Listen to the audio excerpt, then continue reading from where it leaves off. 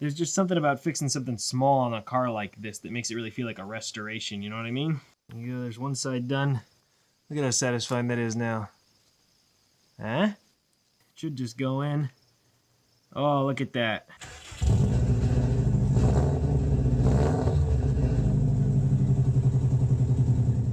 What's up, folks? Real quick at the start here, this video is all about restoring these lock cylinders inside of a car door. In this case, specifically my 1997 Mitsubishi Eclipse GSX, but this is going to be similar for a lot of cars. If you are into fine, meticulous, restorative work, this video is definitely going to be for you, so I hope you enjoy it. Or if you're just here to restore your DSM lock cylinder specifically, I do want to say, before starting the video, I did take off a silver cap and a spring and a lever on the back, but it's very simple. You basically just have to pry them off. So sorry for skipping those steps, but this video will definitely help you fix your lock. And also, if you're just into DSM content and project car content in general, please subscribe. Thank you so much. Enjoy this long restoration of a lock cylinder. It was definitely an adventure for me. Thought I might make a real quick video on why my DSM lock cylinder isn't working. This is one from another car. It's not the one I need to work, but you can see the key goes all the way in. And it doesn't turn this one because it's the wrong key. But these are pretty easy to disassemble, and I have mine completely apart. It was sitting overnight in evaporust, and so it's nice and clean, but you can see the key really does not want to go in this one. It only goes about that far. And I think I figured out why. I think that might be a problem. Like, look at that. Just wow. It is just caked full of that crud. So it's gonna take me a while to clean this thing out enough to actually get it to work, but it is what it is.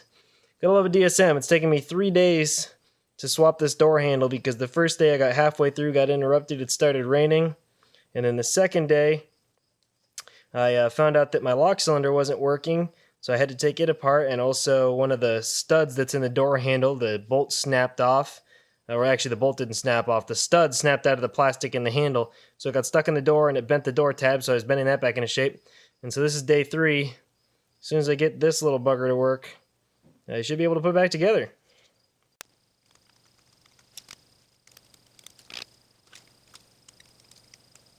Curious if vinegar will have any effect.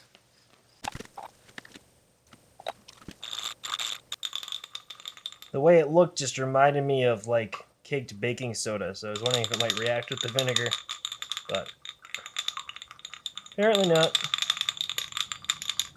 It is getting out a bunch of chunks, though. You can see them all swirling around in there.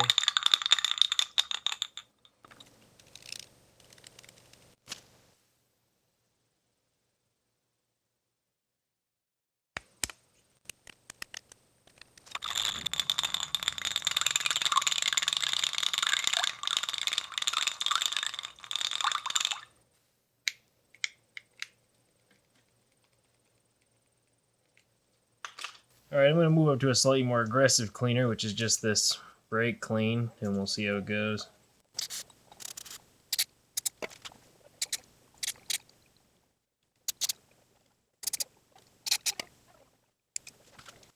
Well, that seemed to get it a lot cleaner than it was, that's for sure. You managed to break up the stuff that was already kind of loose.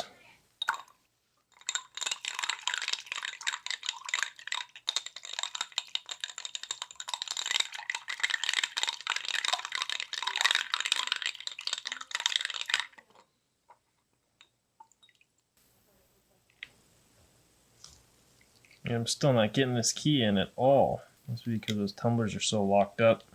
Alrighty, I'm really having to dig deep with this one. You can see I'm actually extracting the internal lock mechanism from the outer shell, if you will. So once I get that out, I may be able to clean those tumblers enough to actually get it to work.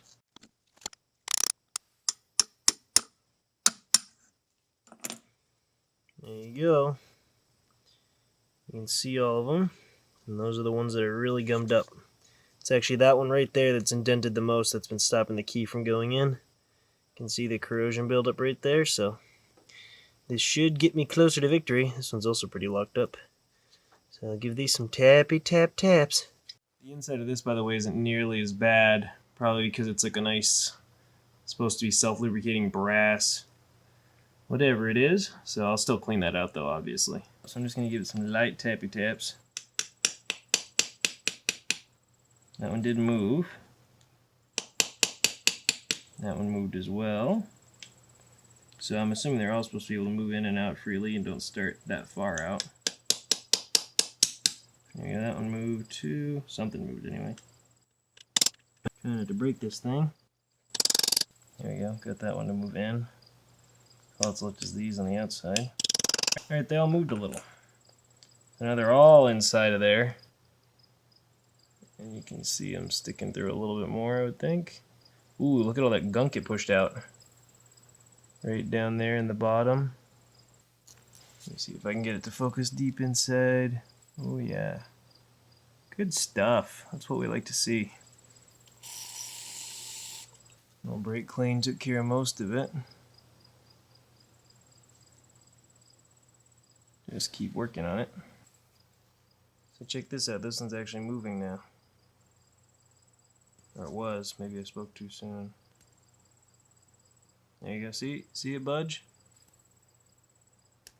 Oh, came out a little, and then it goes back in. Hooray, we got one. So we're getting somewhere. It's gonna be a sloppy lock when I'm done with it. But at least it'll work. And I've learned a lot about locks doing this. So to show more clearly my discovery, I thought these were two separate sets because the key has two sides that are basically the same, so I thought it pushed out both sides to unlock it, but apparently it only actuates, one side or the other with one side or the other of the key. So these actually push through and are connected like that, see? So that's letting me clean up all kinds of grime. These are really freeing up now. What do you know? They come right out. So I'll probably go with these for a while now like this. The needle nose and the wire brush. I'll try to take each one out and kind of give it a good once over. And there you go, there's one mostly clean. There's still a little bit of that corrosion on it, but I don't know how insane I want to go on these. And now that should go back in. I gotta clean out the inside too, obviously. Oh, and there are little tiny springs in there. Little tiny springs. And so this should go that way, and that should spring in and out. Beautiful. So, leave that there. Move on to the next one. And you see half of them come out one side, half of them come out the other side. It all makes sense now. So I'll clean out that hole a bit too. You get the idea. I'm basically going to use my picks, hammer out any of these that are being stubborn, pull them out the other side the way I just showed you, and put them in there, clean them up with the wire brush, try to clean out the holes nice and good, and then see if this thing works. So I'll get back to you. Just want to share a few things I've learned while doing this. The first one is that those little passageways for the springs can get pretty clogged, so just whip those little springs out. I just used a pick to pull it out, and then got the passage nice and clean. You can even stretch the spring out a little bit if you think it's weak. Should come up to at least the top of that passage, I would imagine. And then that'll move nice and freely. You can see how nice and springy this one is now that it's done.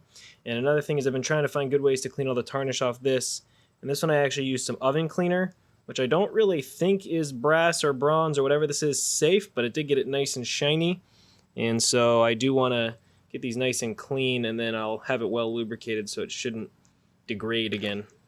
One more thing I'm going to do is you can probably see that little uptick right at the bottom there, and it's kind of catching on the inside where it's supposed to slide freely, so I'm going to use this small file and just kind of nick off that little bit where it's sticking out. I might try to hammer it flat first, but anything like that that's catching on the inside, now's a good time to get it so that it moves nice and free.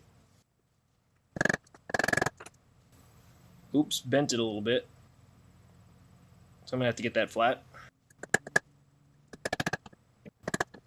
There you go. Got it nice and flat again. So rather than oven cleaner, I used vinegar to finish this one up, and it came out really nice. So I think that that's the ticket because I'm worried about the oven cleaner being way too harsh on this metal. Another little tip, if you have one of these sets of like electronic screwdrivers, the smallest one is kind of the right size to get into those little keyways, if you will. at least in my set. So this is going to be super useful. And then I think also some of the other sides will be really useful for cleaning out the gunk in the spring passageway. So a set of these will really help. All right, so I've decided to kind of lay these out in order. This is the front, and this is one side that I marked with a little tick mark there. So I know which side is side one, the ones that go in this way, and this is the front of it. So I know the ones at the left are the front. And I just decided it would be way too hard to keep them all in there while trying to clean that part. So I've got this down to pretty much a science of how I do it now. So I only have one left on this side. I'm going to take it, push it out, ideally. There we go. So I pull this out, and then I drop it in the vinegar because that's been working great. It's just distilled white vinegar. Pull out the spring, make sure it's fairly clean. Luckily they're like a nice stainless. Give it a little bit of a stretch just to make sure that it's got some sproing to it.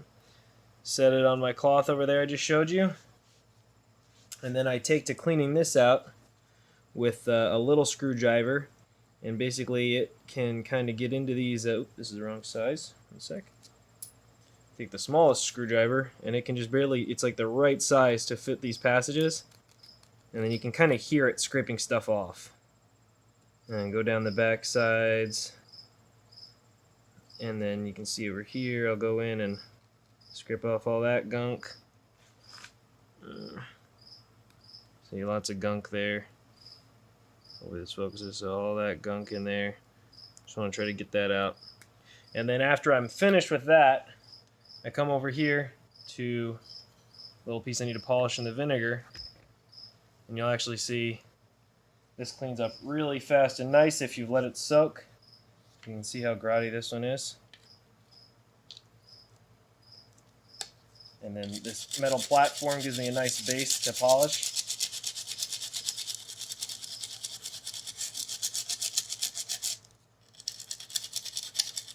And you can see how nice that's coming out right there. Nice and shiny. And then as soon as I'm done, I just give it a quick dunk in my brake cleaner over here, and then I wipe it off with a rag and do set it over my cloth. So that's my procedure now for cleaning this. It's going to be done pretty quick now that I have it figured out. There you go, I have all these cleaned, shined up, the spring's a little bit stretched, and I've got the actual tumbler itself pretty well cleaned out. You can see there's still some white gunk in there, so I'm going to spray it real quick. Cleaned off this outer case too that it has to go back into, so that's, you know, pretty nice inside.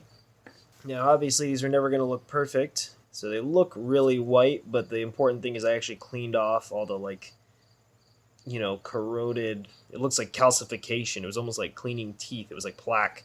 So I cleaned that all out, so the clearances should be better in here. And this one is pretty clean as well. I could probably do a little better job there and right there. So maybe I'll do that real quick. But you get the point, and then this will go back in here.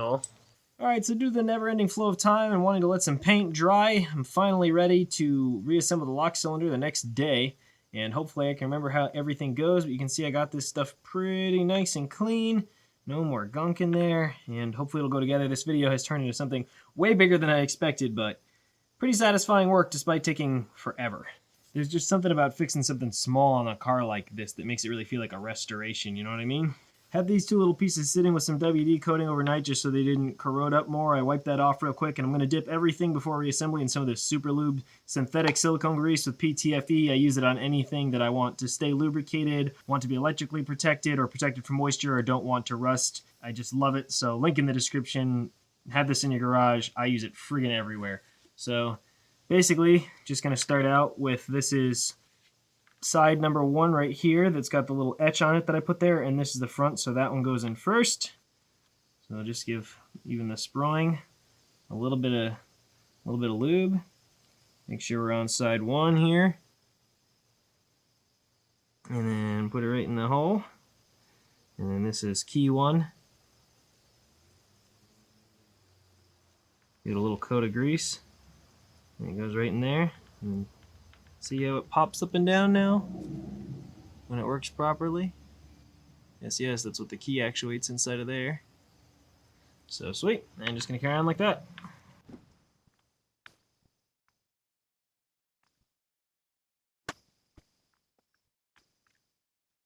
There you go, there's one side done. Look at how satisfying that is now.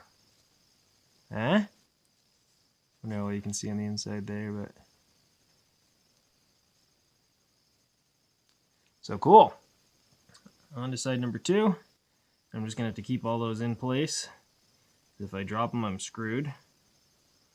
So, not exactly sure how best to do that. I guess I'll just do this. That way it stays where I want it. Maybe I'll just put on all the springs first.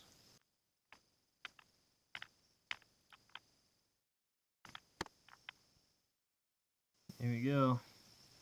That's all 8 of them. So, very nice. Before, literally all these were locked up, as you saw.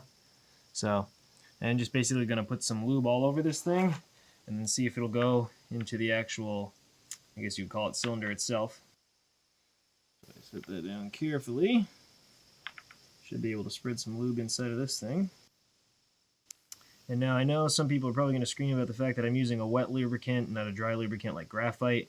But honestly, I'm not planning on getting a ton of dirt in this thing. This stuff repels water really well. It stays sticky really well. And the other thing about it is that it is dielectric, so that's always nice when there are electronics nearby. But the thing about the graphite is it could build up on the back side of this where there's no where for the stuff that gets built up inside to vent. Like on this side it can come out, but this one was so gummed up on this side because there's nowhere for any lube or anything to pass through. So I think it's going to be better to just completely prevent that corrosion with a wet lubricant and keep it all nice and slippery, shall we say. So there is only one way this can go. I'm not sure which way that is. I viewed my old footage and checked the spare lock cylinder I have, and it confirmed what I thought, that the folding door is on the right side with the hole down so that it folds in that way like a trapdoor.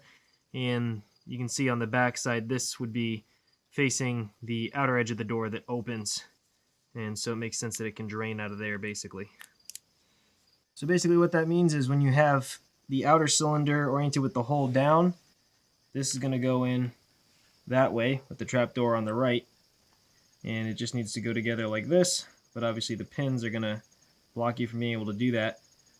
So you can get them started by hand, but then I'm going to use this little pick to actually finish the job. And I'm just going to have to switch sides, do one at a time. Try to make sure I don't lose any other pins in the process.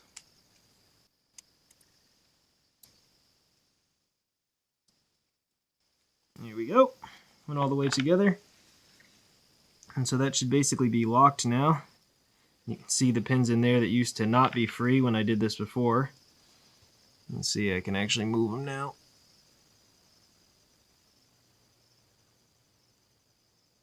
Cool. I threw some extra lube on there just to keep out dust and stuff. So now I don't really have to worry about these pins falling out, but I have a few more bits to assemble. I'm going to clean up my gloves a little.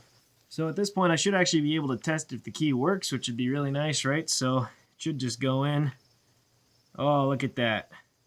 Turns both directions. It's a little bit shorter in one way. I believe it's the lock direction, a little bit longer in the unlock direction, but yeah, that's nice. I'm so excited about that. Check that out. And then it should pull out. Get everything facing up. I'm going to hold on to the inner cylinder so it doesn't come out. Awesome. It works! So next I just have this little trapdoor and this little spring. I put a little bit of lubrication on it just so that it, you know, stays nice even though it's stainless. And it goes in with the little legs pointing inwards. Basically there's some little ramps there. So it just kind of goes there with this little lever arm so it goes towards the inside. And I have this door nice and clean. I'm going to give it a little bit of lube. The other nice thing about this lube is it helps hold everything in place, which is always beneficial. But obviously the little legs sit right there. The door goes inside and the spring is supposed to keep it closed, if you will. So it goes just like that. Hopefully you can see what I'm doing. The spring holds it and tries to fling it outwards. And then on top of that goes this little cap, and I believe it's, shall we say, omnidirectional. A little bit of lube on the inside of that too, because that'll help keep moisture out and keep everything nice. I'm going to try to just lay the door kind of across basically where it's supposed to be without really forcing it in there yet. And then I'm going to try to put on this little cap. The two little legs go in the reliefs on either side. And then ideally, there you go. You got everything to fall into place. And then I'm going to try to kind of clip those closed just a little bit just to make sure they're nice and tight. Alright, and that is holding everything together at least. Just to check proper function real quick. Put in the key.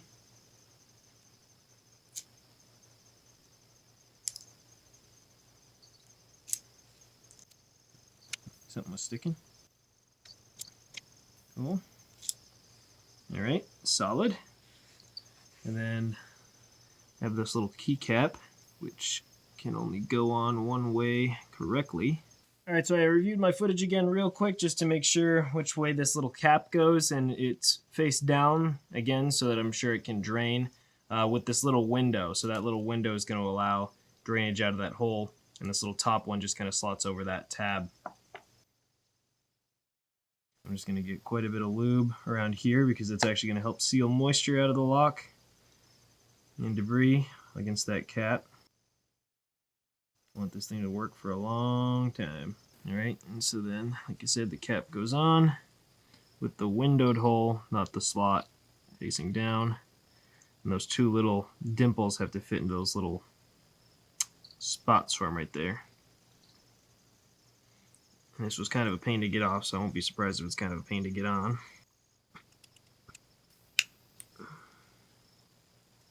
Sort of one side in. Got it all started now. There it is. That's all the way on. And then I may push on those dimples just a little to make sure that it's nice and tight. And of course you can make sure that it's perfectly aligned. Oh yeah, there it is. Like I said, just gonna dent these dimples a little. I should never have to have this thing apart again.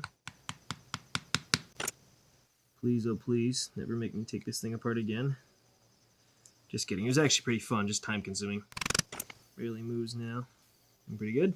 All that's left is the lever that actuates the rod for the actual door lock, and that goes on in a pretty straightforward fashion with the lock facing you. If the hole is down, it sticks out to the right. If it's away from you, it sticks out to the left, like that. Like everything else, I'm going to lube this. I did paint it real quick, and I cleaned off all the rust from these beforehand, just so they stay nice. But, you know, lube is my friend. Should have changed this channel name to Lube Lovers Garage. Wait a second. And I do have to put on this spring first. It took me a minute to develop a good technique to put this spring on, but basically, you do put that lower arm into the hole there, and then you got to rest this on top, and then you pull it so that it's all under that little retaining clip in the back. And then you're going to have to twist this. And then use a screwdriver to pull on the upper arm. And you got to make sure it all gets retained into that little back clip. But you just keep pulling. You may have to lever it. Let the whole thing twist. And it should come down. And go in. There you go. So make sure that both of the arms are secured into that hole, and then it's all into that little retaining clip on the back. Then you can put on the lever, as I showed you, oriented to the right if the hole is down and the lock is facing you. And then you have to put on this little E-clip, which I usually just use the pliers to do. More lube here on Lube Lovers Garage. And I don't think the orientation of this little clip matters, so I'm just going to have it basically facing down, you know, so the gravity keeps it on. Good rule of thumb. And I'm going to have the kind of upward bend pointing up.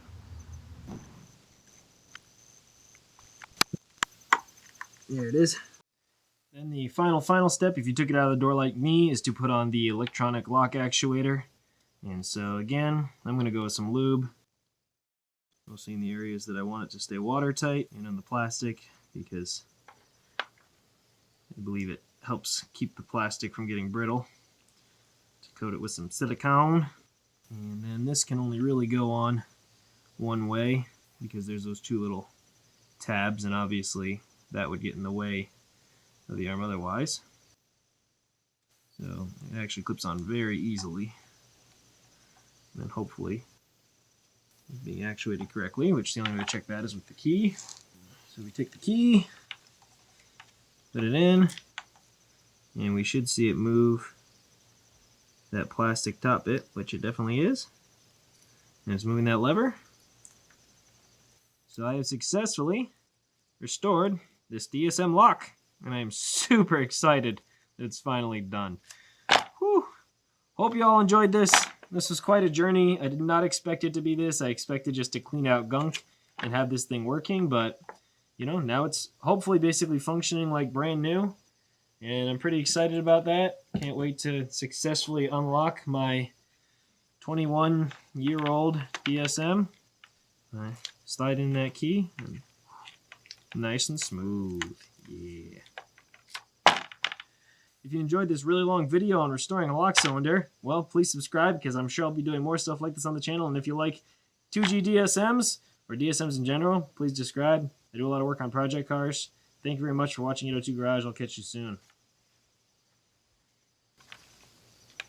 Ooh. Ah. Special. Like 6 hours of work.